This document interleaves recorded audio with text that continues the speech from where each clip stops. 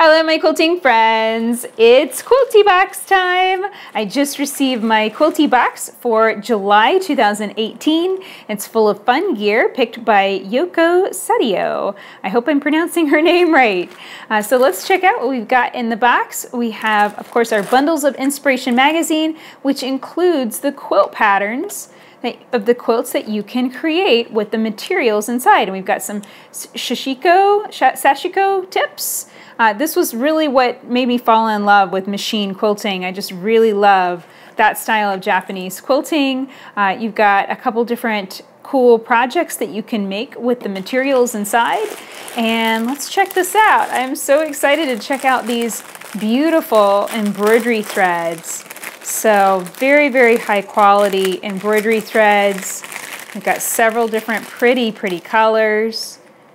And then we have these really nice little spindles to roll them up on. And then this feels like a bag handle. So you could definitely make that tote bag that we saw the pattern for in the Inspiration magazine. And now it's the fabric. This is always my favorite part. So let's check out these beautiful fabrics. It's kind of a quilt panel with really nice flowers. It's an interesting fabric. It almost feels like a sateen. It doesn't feel like a typical quilting cotton. This would be a great quilt to practice free motion quilting. You could stitch around these different motifs. You could do different filler designs in the background. This would be a really great piece to explore different free motion quilting designs and really get a lot of practice under your belt. Let's see, we've got another print. And this almost looks like rain clouds to me. That looks like a nice, I think that's probably a ½ yard. Looks great. And then we've got that same print, a little bit less of it in a darker gray.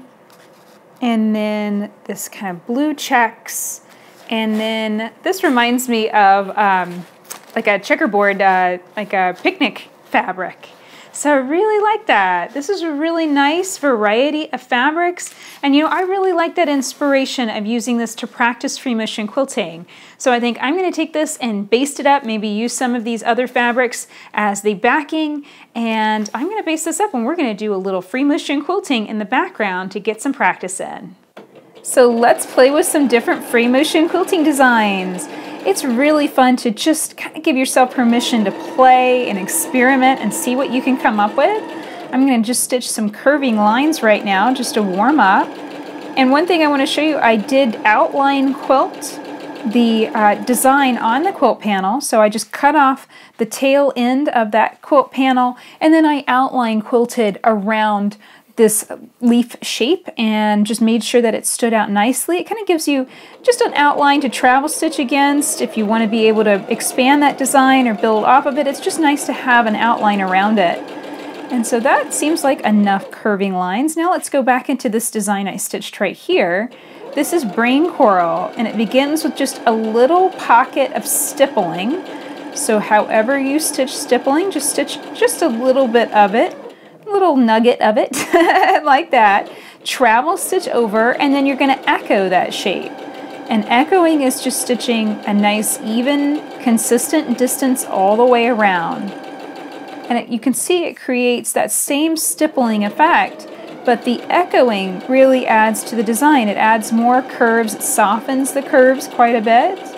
It's one of my favorite designs. There we go. So now I filled in and I have this kind of little awkward pocket here right around that leaf shape. So I'm going to travel stitch around it and I'm going to pick a design that's real flowy, that'll be easy to wiggle in there and then wiggle back out again. And that's stippling. And when in doubt, do some stippling. It's really a good design to kind of wiggle in, wiggle back out. And then you can expand the design. You can make the distance between those lines of quilting a bit bigger, or you can keep it the same consistent size. Here you can see I'm just wiggling around and kind of working my way further into the quilt. And you might be wondering, okay, well, I'm stitching this way. What about over here? Well, if I want to get back over here, I can always travel stitch along that outline that is stitched around that leaf shape and get back over here. I'm not too worried about it right now because I've got all this nice space on this section to fill in. So let's switch to another design. I really want to aim to show you many different textures and effects that you can get with quilting designs. So one of my favorites is called Paisley.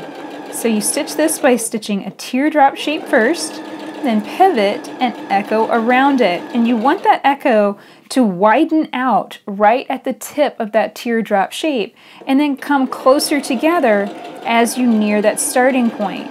So it's kind of an echo that gets further out and then comes back in. Let's do that again. Teardrop shape, and then return to your starting point and then pivot and echo around it, and then bring that line back in to hit your starting point again. And that's going to add a lot more texture to the design. You're going to get more thread play and thread build up right in that spot where the design begins, and that adds to it. Don't be afraid of travel stitching. Don't be afraid of building up your thread. Even how I'm stitching right now with kind of a very light white thread over this gray fabric, it still builds up nicely. You can still see that. Now I have a little weird section. You have to always figure out how you're going to fill in weird areas of your quilt. And how I'm going to fill this is basically travel stitch back around, and I'm going to put a very tiny Paisley design right here. I'm just going to nestle it into that area. And that's the thing, you can always shrink down a design if you need to, and then you can also just stitch repeated curving lines of quilting. That's what I did. I just went back and forth with little arch shapes to fill that in completely. That looks good. I'm very happy with that. Okay. So now let's get back to that brain coral design. Once I pick a handful of designs, I'll return to them time and time again. And that way my quilt doesn't end up looking kind of weird and blotchy. I don't end up having, you know, one design in one spot but never again. I want to be repeating these designs on a continual basis. So I stitched my little stippling shape and then travel stitched and echoed it. Now let's do that again. I'm going to travel stitch out so I have a little bit more space. I'm going to just wiggle around, just a really random stippling shape. That looks good to me. Now I'm going to travel stitch over. Notice how that's different from the pivoting design, from the Paisley design. I travel stitch and give a little distance, and then I echo around. And that's two different design families. That's something that I kind of split off the designs into different families so that they make more sense. You know, once you do 100 of anything, you really need to organize it pretty well, and that's how I organize it in my head, so that way I know the difference between these textures and also how they work. Because once you memorize these simple rules of the design, then you can stitch it anywhere. You can see you can fit it in even around these awkward, weird little tight spaces. The rules of the design really are the key. And the rules are, for this design, is stitch a little stippling shape, just like so. That's rule number 1, and then rule number 2 is travel stitch over and echo it. Very, very simple. Now a lot of quilters have gotten confused about the rules of designs because stippling, one of our most popular designs, has a very, very simple rule. And I'm going to stitch over here and stitch some more stippling. We're going to talk about that. So stippling has a rule, and that is to stitch a wiggly, curving, meandering line that doesn't cross itself. Okay, so there's lots of different ways that you can interpret that. Number 1, you can just do wiggly U-shapes, just wiggle back and forth, just like that. And that's perfectly fine. But a lot of quilters got confused thinking that no quilting could cross itself, that you couldn't have any design where the lines crossed. And that's not true. That's just simply one rule for one design. That's not the truth for all designs. So if that's been something that's been confusing you, then I hope that that's helped you understand that stippling is just a design with a funky rule, and there's lots of other designs out there that have very different rules that work differently. Okay. So now let's do that. Let's stitch a design that has some lines that cross and that intentionally cross, and you can't stitch it without crossing your lines of quilting. So one of those designs, one of my favorites, is called Matrix. So I'm going to put my foot down and I'm going to stitch some curvy lines, just going in one direction. So really this is echoing. I stitch a line and then I stitch down, kind of travel stitch down, and then stitch an echo of the line before it. Echoing is one of those techniques that you really just have to master. It takes some time and practice. But you know, the more you stitch echoing lines like this, the easier and smoother it's going to get. So just definitely practice that. The other technique that really takes some time to master, but is really important too, and that is travel stitching. That's stitching right back on top of another line of quilting, just like you see me doing right now. And again, that's perfectly allowed. There are some designs that you have to use travel stitching in order to make the design. Okay, so now let's turn this into matrix. We've got curving lines. We're going to turn that into matrix by simply stitching a curving line perpendicular to the first set. And this turns this design into matrix. Matrix is basically a curvy, wiggly grid. Isn't that pretty? And I'm just very carefully travel stitching. It's kind of hard to see because I'm stitching backwards a lot. If ever you can't see or your hands don't feel comfortable, rotate your quilt around. You know, this is a real quilt. It's small, but it's a real quilt. And if it doesn't feel comfortable, I'm not going to make very good looking stitches. So it makes the most sense to rotate it around. You can see what you're doing, and you can make the best looking quilting stitches possible. Even when I'm working on a big quilt, even when it's big and bulky on my home machine, I'll still rotate it around if I know that that will make it more comfortable and make it feel better. Okay, so there we go. That is a little bit of matrix, and you can see just how pretty that is, and absolutely required to be able to cross your lines of stitching, to be able to stitch over other lines. All right, let's stitch a little bit more paisley, and I'll show you how to do that outline quilting around these leaf shapes. So that way you can do your outline quilting and you can do your free motion quilting, and you'll be able to stitch this panel too.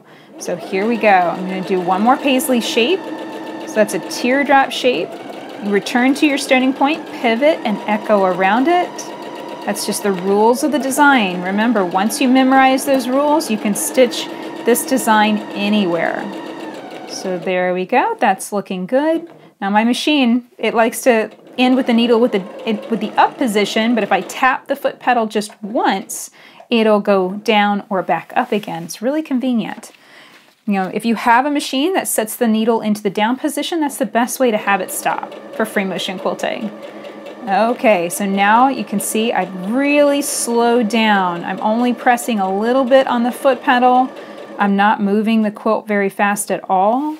I'm going to rotate it around so I can really see what I'm doing, because I'm doing very careful outline stitching. I want to stay right next to that leaf shape. I want to be very careful as I stitch around that. I want to try not to veer onto that darker fabric, because that's going to show up far more than if I veer away. Let's say I veer out just a bit. That's okay. That's actually better than accidentally stitching on top of my leaf shape, you know, just kind of scribbling on top of it. That's going to be a lot more noticeable, particularly with this light thread color that I'm using.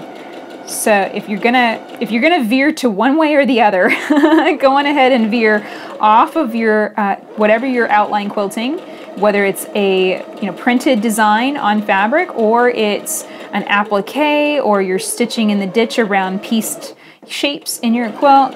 You know, aim to veer on the side of the fabric that you are matching. In this case, white fabric is kind of matching this background gray, so that's the side I'm going to veer towards if I feel like I can't stay right on that edge. So there we go. That is how I wiggled all the way around and outline quilted those shapes. And anytime that I have a pocket like this where, pretty much that area is quilted and I'm probably not going to want to wiggle back in there, well, I'm just going to go on ahead and fill it up. Rather than waiting and having to come back later and remember to go in and fill in that little pocket, I'm just going to go on ahead and fill it in now. So as you're doing your outline quilting, you can also be taking care of those little pockets, those little nooks and crannies. You can go on ahead and fill those spaces in, and that way you don't have to worry about them, just like so. So that is how I'm going to quilt around all of these shapes and continue playing with these different designs. I hope you'll give them a try. So that's it for this video. I really hope that you enjoyed practicing some free motion quilting with me today, and you'll try this out on your Quilty Box fabric. It's a really fun way to experiment with different designs, and then you can take that quilted fabric, cut it up, and turn it into a zippered pouch. That's what I ended up doing with mine, and you can see just how pretty that turned out. So come and check out the other tutorial on how to make the zippered pouch out of your quilted fabric. You can find that at leahday.com/zippered pouch. Now, if you'd like to learn more about Quilty Box and how you can get a box of fun gear, tools, and beautiful fabrics every month, check it out in a link below this video. I love getting Quilty Box and having the excuse to experiment and play with something new every month. Until next time, let's go quilt!